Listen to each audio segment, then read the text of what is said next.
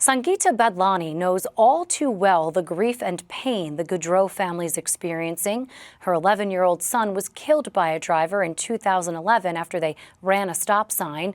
She's dedicated her life's work to preventing similar tragedies by creating the Nikhil Badlani Foundation and Families for Safe Streets. She joins me now. Sangeeta, I'm glad to get your insight for a topic like this. When you read about another family losing their children in a preventable tragedy, what goes through your mind? Every time I read another traffic death, it's like the heartbreaking loss of the Gaudreau brothers. I relive the tragedy of losing my beloved son, Nikhil, in a car crash when a driver ran through a stop sign.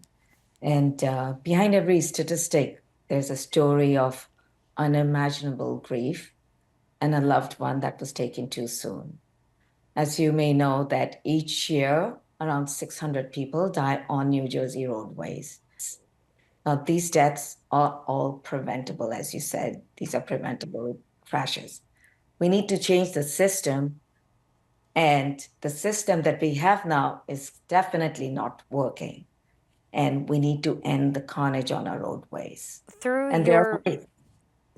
your foundation, Sangeeta, and through the Vision Zero Alliance, what have you identified that's missing? Because there have been a number of new laws put on the books. You, in fact, have helped to usher some of those reforms through. But then what largely are we missing to be able to save another life? Right. So there's a ton that we can do. There's a lot of things that one can do. So first of all, we need to thoroughly investigate each traffic death, and we need to create safer infrastructure, especially biking and walking, and then fill the gaps for the biking and walking networks for everyone to ensure that everyone, no matter how they travel, they can do so safely. Are bike lanes and pedestrian lanes, Sangeeta, enough? I mean, because inevitably people get behind the wheel intoxicated. Absolutely. They're not enough. And that's why I say we need to take a holistic approach. So, I talk about biking and walking infrastructure because you see that in urban areas, but not so much in the rural areas. Mm-hmm. And that's why I bring that up. But I also think we need to equip our police with proven technologies, that will enforce for speeding laws. We need our state agencies to prioritize safety, which has not been happening.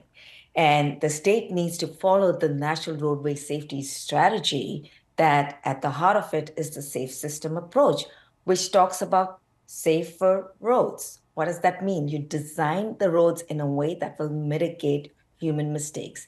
It recognizes that humans will make errors, but our road system should not. We should be focusing on safer vehicles. That means, we need to promote designs and technologies in these vehicles that will help us to prevent these tragedies. We need to set speed limits, based on the road design and the conditions. And we need to have safer road users to encourage safe and responsible driving behaviors.